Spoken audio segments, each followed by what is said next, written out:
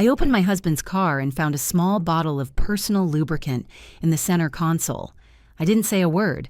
I just quietly replaced it with industrial-strength superglue. What happened next forced our neighbors to call 911, and the paramedics couldn't stop laughing when they arrived. My name is Margaret Chen. I'm 62 years old, and this is the story of how 43 years of marriage ended not with tears, but with two people literally stuck together in the most humiliating way possible. Let me start at the beginning, because revenge, real revenge, isn't hot, it's cold, it's calculated, and it's absolutely justified. It was a Tuesday evening when everything I thought I knew about my life began to unravel. My husband Thomas had just come home from what he called a late strategy meeting with his business partners. He looked exhausted, but not the normal tired you get from working hard. This was different. Guilty, tired. The kind of exhaustion that comes from maintaining a lie. He threw his coat over the chair, loosened his tie like it was choking him, and went straight to bed without even changing his clothes. The scent of his cologne hung in the air, but underneath it was something else. A sweet floral perfume. Not mine. I wear jasmine.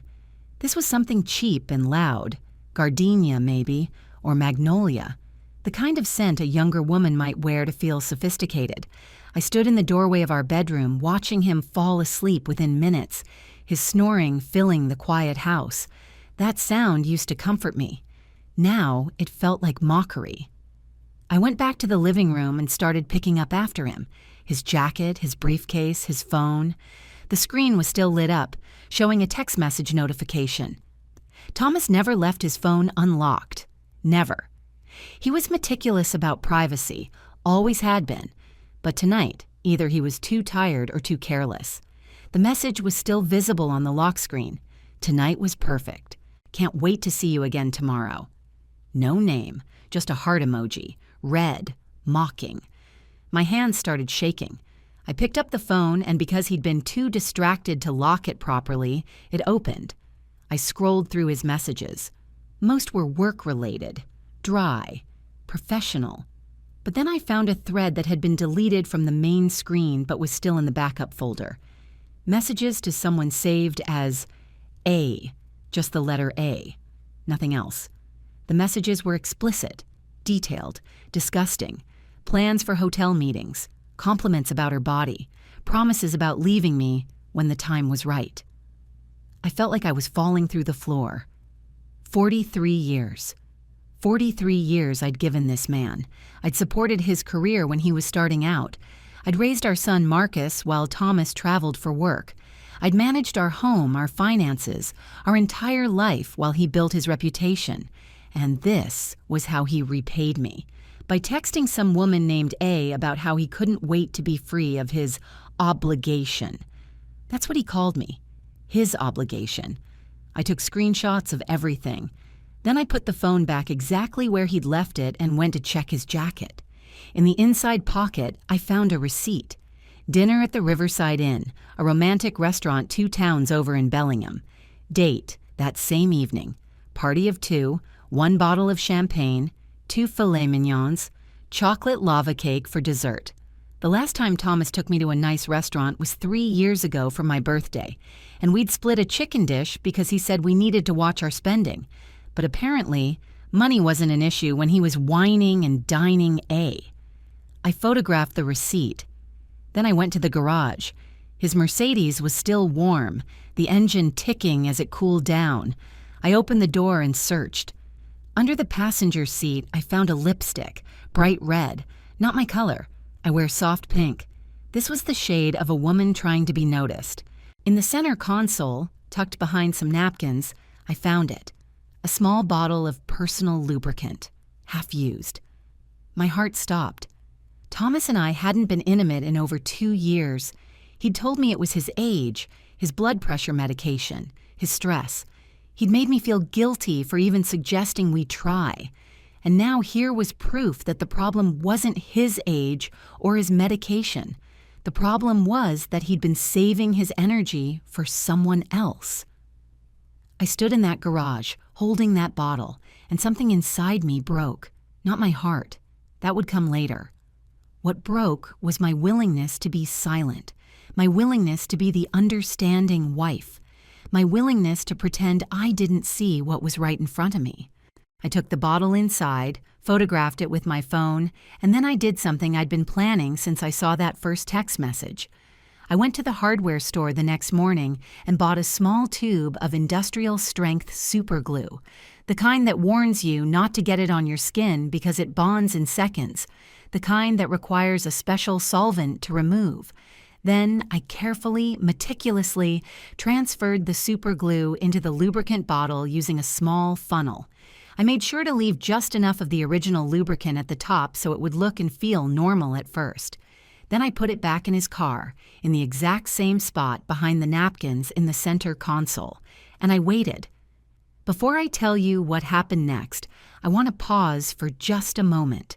If you've ever discovered that someone you trusted was betraying you, I'd love to hear from you. Drop a comment below and tell me where you're watching from, what city, what country, and if you've ever had to make the choice between confronting a cheater or letting karma do the work, share that too. Because what happened next was karma with a little help from superglue. Now let me tell you how this played out. The next evening, Thomas told me he had another late meeting. "Don't wait up," he said, kissing my forehead like we were still a happily married couple. "This might run past midnight." "Of course," I said sweetly. "Work is important." He left at 7. I waited 30 minutes, then I called my son Marcus. "Mom, is everything okay?" he asked.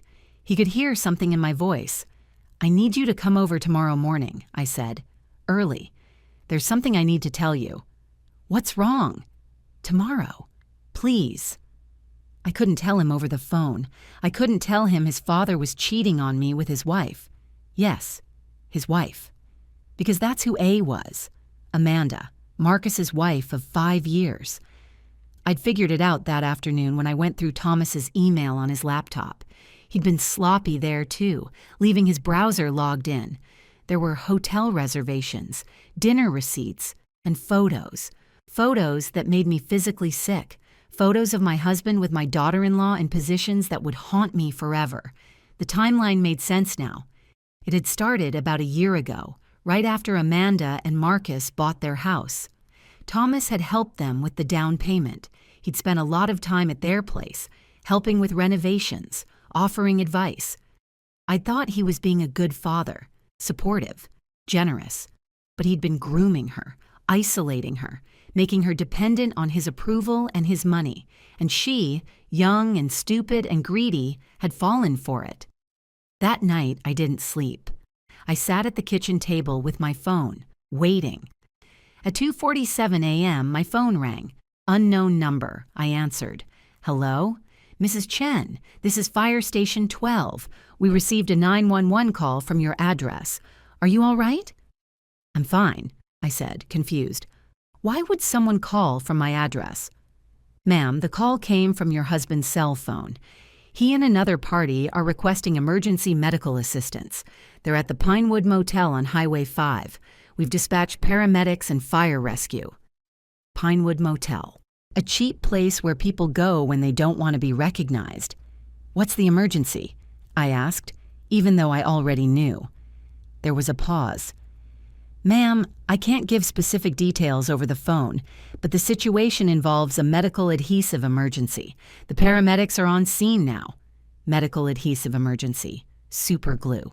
It had worked. "I'll be right there," I said. I grabbed my purse, got in my car, and drove to the motel. When I arrived, there were 2 ambulances, a fire truck, and at least a dozen people standing around watching. I pushed through the crowd. The motel manager, a tired-looking woman in her 50s, pointed to room 14. "They're in there. It's bad." I walked into that room and saw something I will never forget. Thomas and Amanda were on the bed, stuck together, literally. He was on top of her and they couldn't separate. The super glue had done exactly what it was designed to do. It had bonded skin to skin in seconds, and now they were trapped. Paramedics were standing around them, trying not to laugh. One of them was explaining that they'd need to use a special medical solvent and that it was going to hurt. A lot. Amanda was crying. Not from pain, from humiliation. Her face was buried in a pillow, but I could see her shoulders shaking. Thomas saw me and his face went white. "Margaret, I can explain." "Don't," I said calmly. "Don't say a word." One of the paramedics looked at me. "Ma'am, are you family?" "I'm his wife," I said. The room went silent. Every paramedic, every firefighter, every person in that room turned to look at me. "And she," I continued, pointing at Amanda, "is my daughter-in-law, married to our son." You could hear a pin drop. One of the younger paramedics actually whispered, "Oh, shit," under his breath. The lead paramedic cleared his throat. "Ma'am, we're going to need to transport them to the hospital. The separation process is going to require medical supervision." "Of course," I said. "Do what you need to do." I turned to leave, but then I stopped. I walked over to the bed and looked down at Thomas and Amanda, stuck together like two pieces of garbage glued to the sidewalk. 43 years, I said quietly. 43 years I gave you, and this is how you repay me. Thomas tried to speak, but I held up my hand. "No, you don't get to talk anymore. You had your chance to be honest. You had 1,000 chances, and you chose this." I looked at Amanda. "And you. I welcomed you into my family. I helped you when you needed it. I treated you like a daughter, and you did this." She sobbed harder, but I didn't care. "The paramedics are going to separate you," I continued, "and it's going to hurt. And I hope you remember this pain every single day for the rest of your lives. Because this is nothing compared to what you've done to me and to my son." I walked out of that room with my head held high. Behind me, I could hear the paramedics starting the separation process. I could hear Thomas and Amanda screaming as the solvent burned their skin. I could hear one of the firefighters making a joke about karma being a bitch. I got in my car and drove home. I didn't cry. Not yet. I had work to do. I called my lawyer at 6 a.m. "Ruth, it's Margaret Chen. I need to file for divorce. Today." "Margaret? What happened?"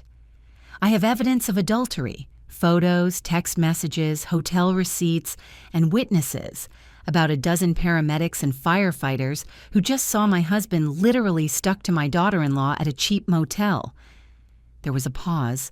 Then Ruth started laughing. "You're serious?" "Completely. I'll have the papers ready by noon."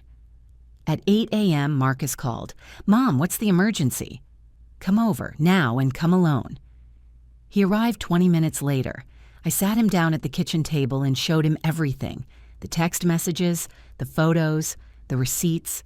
His face went from confused to shocked to devastated to furious in the span of 5 minutes. "Dad and Amanda?" He whispered, "I'm so sorry, sweetheart." "How long?" "About a year."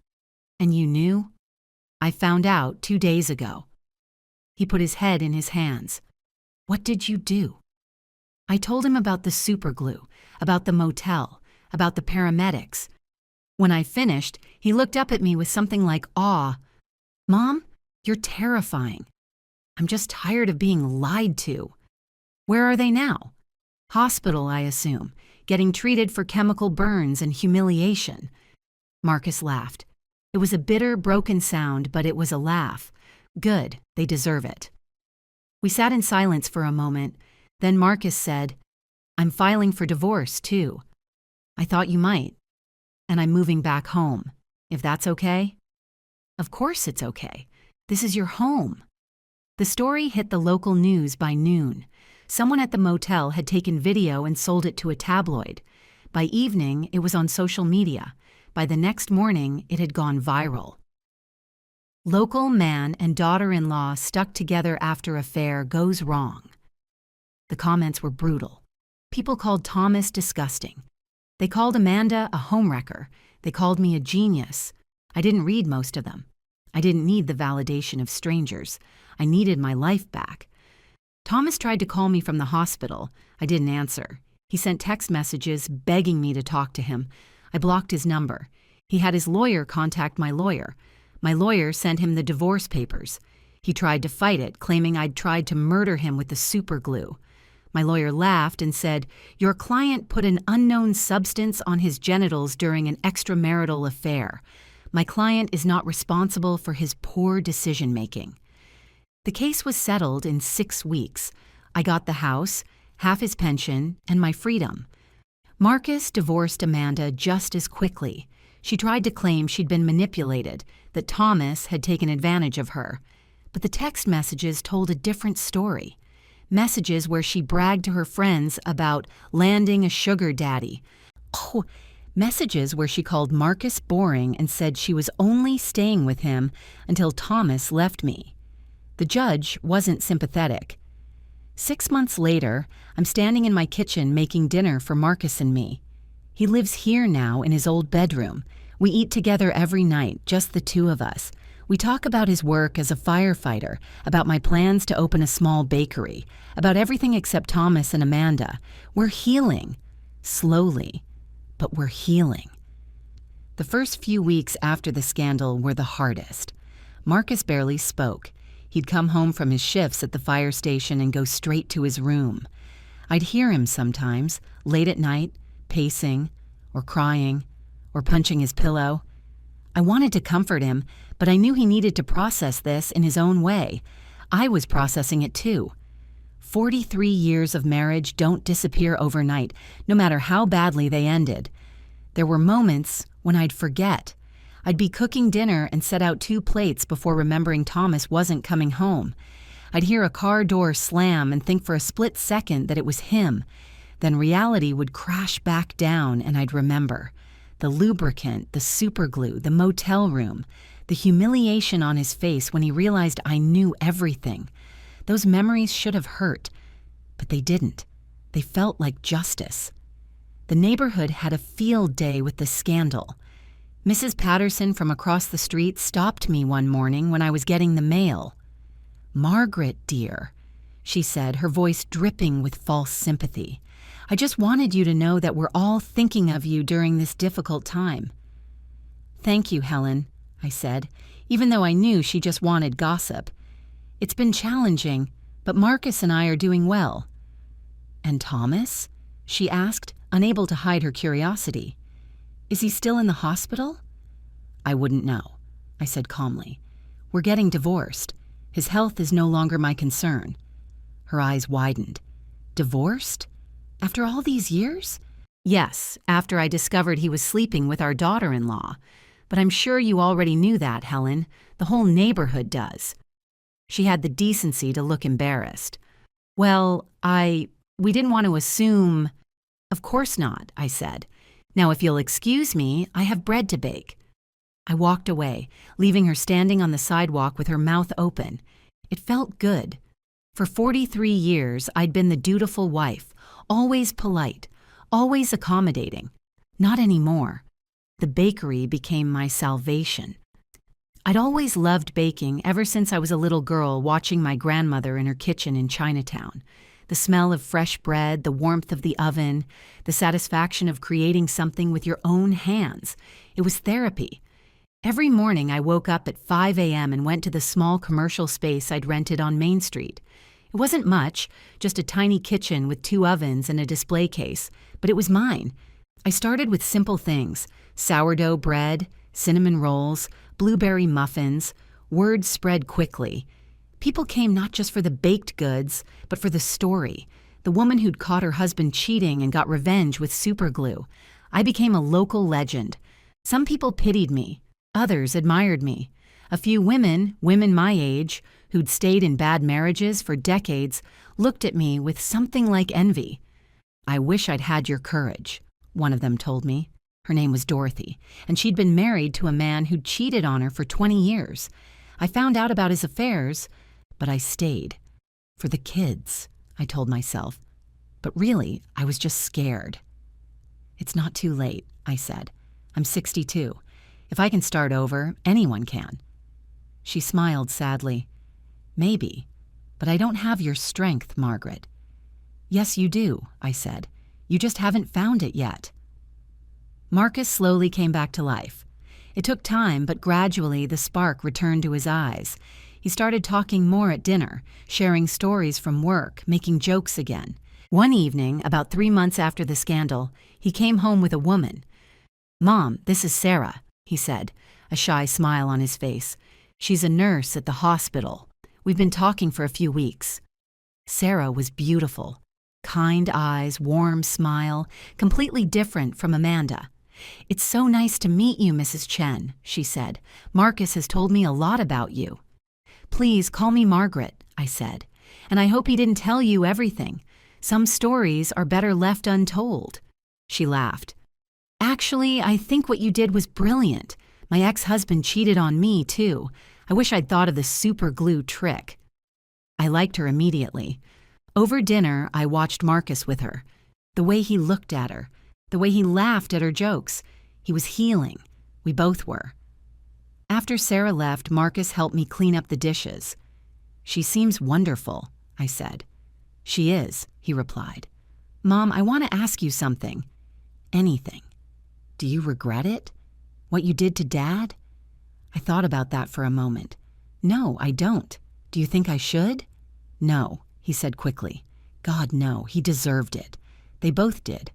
I guess I'm asking if you're okay. Really okay."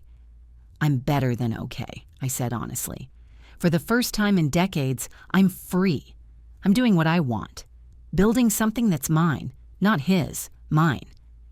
"Good," Marcus said. "Because you deserve to be happy, Mom. You've spent your whole life taking care of everyone else. It's your turn now."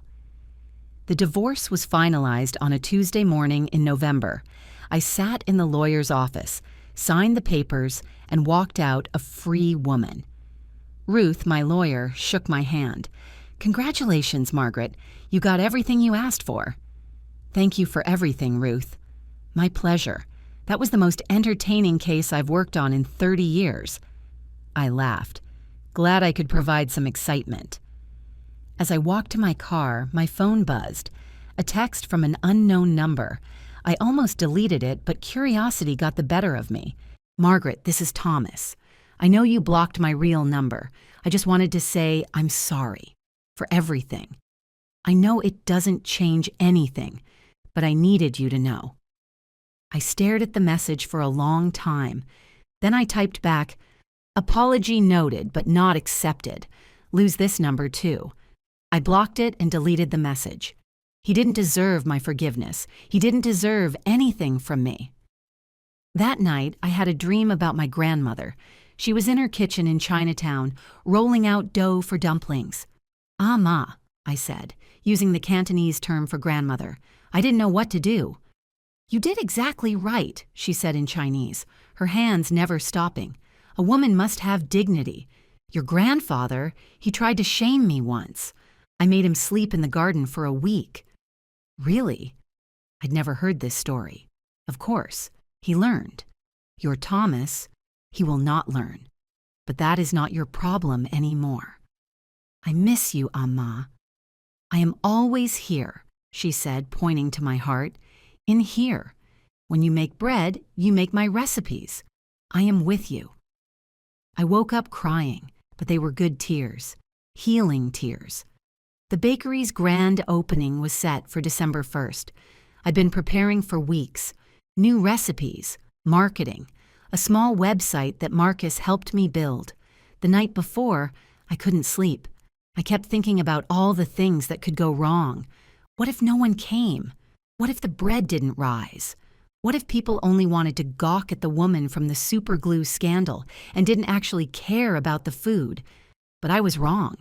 The bakery was packed from the moment I opened the doors at 7 a.m. There was a line down the block. People buying bread, pastries, cakes. By noon, I'd sold out of everything. "Margaret, this is incredible," my neighbor Carol exclaimed, holding a loaf of sourdough. "This is the best bread I've had in years," I beamed. "Thank you. That means everything." An elderly Chinese woman approached the counter. "You are Grace Chen's granddaughter?" she asked in Cantonese. "Yes," I replied in the same language, surprised. "I knew your grandmother. She taught me to make char siu bao when I first came to this country. This bread," she held up a roll, "it tastes like her love." I had to turn away to hide my tears. By closing time, I was exhausted but elated. Marcus came by to help me clean up. "Mom, this was amazing." You did it. We did it, I corrected. You helped me so much. Dad called me today, he said suddenly. I stopped wiping the counter. What did he say? He wanted to know if I'd talk to you about maybe, I don't know, forgiving him, giving him another chance. And what did you tell him? I told him to go to hell, Marcus said flatly. I told him that he lost the best thing that ever happened to him, and it was his own fault. I told him that Mom is thriving without him, and he needs to accept that and move on. I hugged my son tightly. Thank you. He's my father, but you're my mom, and what he did to you, to our family, it's unforgivable. What about Amanda? I asked. What about her? Have you heard from her? She tried to call me last week. I didn't answer. She left a voicemail saying she was sorry, that she made a terrible mistake, that she still loves me. He laughed bitterly. Can you believe that? After everything, she still thinks there's a chance. What will you do? Nothing. She doesn't exist to me anymore. Neither does Dad. The only family I have now is you, and Sarah, maybe, if things keep going well. They will, I said. She's a good woman. I can tell. Christmas came. Marcus and I decorated the house together, putting up a small tree in the living room. Sarah came over for Christmas dinner and we cooked together, laughing and telling stories. It was the best Christmas I'd had in years. No pretending, no walking on eggshells around Thomas's moods, no accommodating his demands, just love and laughter and good food. On New Year's Eve, the bakery was closed, but I was there anyway, experimenting with a new recipe for red bean buns. My phone rang, unknown number. I almost didn't answer, but something made me pick up. Hello? Is this Margaret Chen? A woman's voice asked. Yes. Who is this? My name is Victoria. I'm Thomas's girlfriend. I froze. I see. I'm calling because I thought you should know that Thomas is in the hospital. He had a heart attack 2 days ago. I'm sorry to hear that, I said, surprised by how little I felt. Is he going to be okay? The doctors say yes, but Margaret, I wanted to ask you something. He keeps asking for you, saying he needs to see you, to apologize in person. Would you consider visiting him? I thought about it for exactly 3 seconds. No, please. He's really struggling. Victoria, I don't know if Thomas told you how our marriage ended, but he cheated on me with our son's wife for over a year. Then I caught them in a rather compromising position that required paramedics. So no, I will not be visiting him in the hospital. He made his choices. I heard about that, she said quietly. I'm sorry. Don't be. It was the best thing that ever happened to me. I'm free now, happy, and I have no intention of going back to that life. I understand. I'm sorry to have bothered you. Victoria, can I give you some advice? Of course. Run. Thomas is a liar and a cheater. He will do to you what he did to me. Get out now while you still can. There was a long pause. Thank you for your honesty. She hung up. I went back to my red bean buns, a smile on my face. Thomas moved to another city. Last I heard, he was living alone in a small apartment, working part-time at a hardware store because his reputation was destroyed and no one wanted to hire him. Amanda moved back in with her parents. She lost all her friends, her job, and her dignity. Sometimes people ask me if I feel guilty about what I did with the superglue, if I regret it, and my answer is always the same. No, not for a second. They made their choices. I just made sure those choices came with consequences. Because here's what I've learned in 62 years of life. People will treat you exactly how you let them treat you. For 43 years, I let Thomas treat me like I was invisible, like I didn't matter, like I was just there to support him while he did whatever he wanted. I let him lie to me, dismiss me, betray me, and that's on me.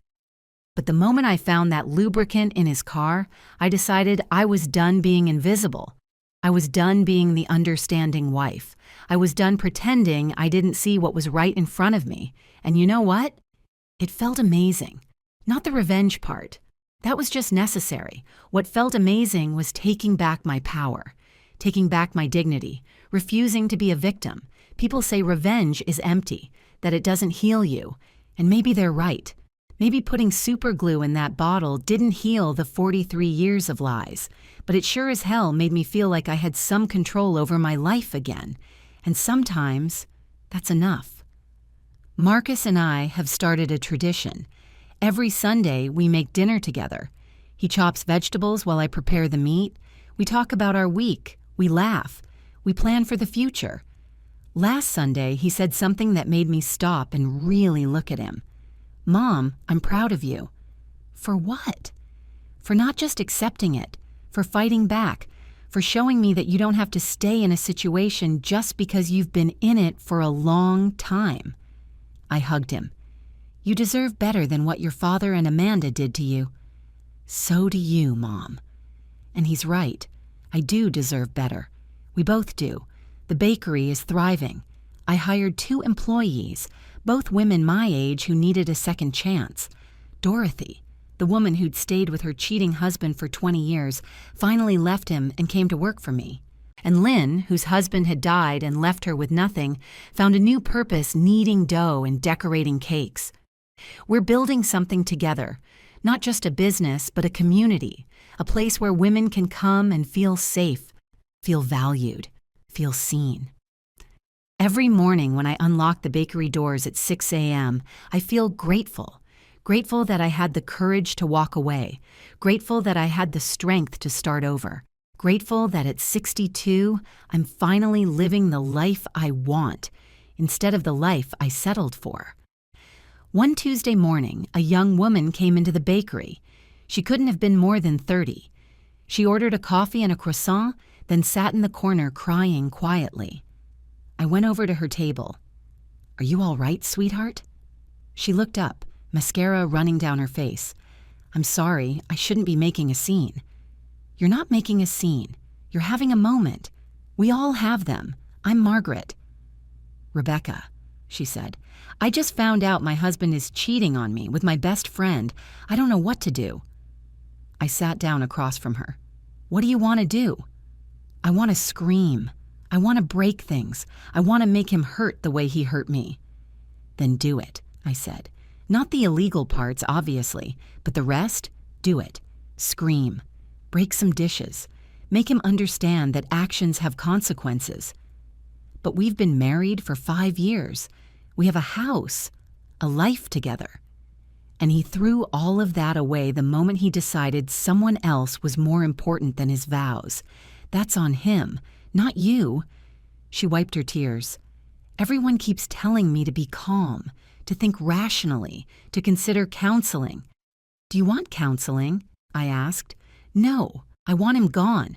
I want to start over. But I'm scared." "Of course you are. Starting over is terrifying. But you know what's more terrifying? Staying in a situation that makes you miserable, staying with someone who doesn't respect you, waking up 10 years from now and realizing you wasted a decade on someone who didn't deserve a single day." Rebecca looked at me with something like hope. "How do you know all this?" "Because I was you. Except I waited 43 years instead of 5. Don't make my mistake." She smiled through her tears. "What did you do when you found out?" I told her about the lubricant, the super glue, the motel room, the paramedics. By the time I finished, she was laughing so hard she was crying again. "You didn't." "I absolutely did, and I'd do it again." "Did you get in trouble?" "No. Hard to prove attempted murder when the victim was using the substance during an extramarital affair. My lawyer ate them alive in court." Rebecca stood up. "Thank you, Margaret. Really, I needed to hear this. Anytime. And Rebecca, when you're ready to start your new life, come back here. We're always looking for good people." She left with her head held a little higher, and I felt proud, not just of my bakery or my new life, but of the fact that my story was helping other women find their strength. Marcus got engaged to Sarah on Valentine's Day. He brought her to the bakery to tell me, both of them glowing with happiness. "Mom, we wanted you to be the first to know," he said. "I asked Sarah to marry me and she said yes." I hugged them both. I'm so happy for you. Sarah, welcome to the family officially. Thank you, Margaret.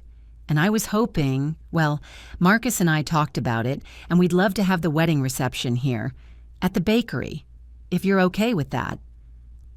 I looked around at my little shop, the tables we'd added, the display cases, the oven where I baked bread every morning. I would be honored, I said. The wedding was small and perfect. 20 people gathered in the bakery on a sunny Saturday in June. Sarah wore a simple white dress. Marcus wore a navy suit. I made all the food myself, working for 3 days straight to make sure everything was perfect. Sourdough rolls, char siu bao, custard tarts, a 3-tier wedding cake with buttercream frosting. As I watched them exchange vows, I thought about my own wedding 43 years ago. How young I'd been. How naive. How I'd thought love was enough. Now I knew better. Love wasn't enough. You needed respect, trust, partnership, honesty. All the things Thomas and I never really had. But Marcus and Sarah did. I could see it in the way they looked at each other, the way they supported each other, the way they laughed together. They were going to make it. When it was time for the mother-son dance, Marcus took my hand. "Thank you, Mom," he said as we swayed to the music, "for everything, for being strong, for showing me what real love looks like, for teaching me that it's never too late to start over." "You're going to be a wonderful husband," I said, "because you're a wonderful man. Despite everything your father did, you turned out good. That's because of you, not him. You raised me. You showed me how to treat people with dignity, how to stand up for what's right, how to love someone the right way." I cried. Happy tears this time. Healing tears. The song ended and Sarah cut in, hugging me tightly. "Thank you for raising such an amazing man," she whispered. "And thank you for being the kind of mother-in-law who doesn't make me nervous." I laughed. "After Amanda, the bar is pretty low." "True, but even without that, you're incredible. The way you rebuilt your life, started this business, helped so many women find their strength. Marcus is right. You're a hero." "I'm not a hero," I said. "I'm just someone who got tired of being walked on." "That's what heroes are," Sarah said. "People who get tired of accepting things the way they are and decide to change them." That night, after everyone had gone home and Marcus and Sarah had left for their honeymoon, I sat alone in the bakery. I thought about Thomas, about where he was now, alone in some city, working a job he hated, living a life of regret. I didn't feel sorry for him, but I didn't feel angry anymore either. I just felt free, free of him, free of the marriage that had trapped me for so long, free to be myself. The superglue had been the beginning, but this bakery, this life, this community of strong women supporting each other, that was the real revenge. Not hurting him, but thriving without him. I'm calling it Margaret's Second Chances, because that's what this is. A second chance at life, a second chance at happiness, a second chance to be me, not just Thomas's wife or Marcus's mother, but Margaret, just Margaret. Did you like my story? And which city are you listening from? Let's meet in the comments. If you've ever had to start over after betrayal, if you've ever had to choose between staying quiet or fighting back, I want to hear about it. Because we all have more strength than we think. We all have the power to say, enough. And sometimes all it takes is a tube of superglue and the courage to use it. Thank you for listening to my story. Thank you for being here. And remember, you are not what happened to you. You are what you choose to become after it happens.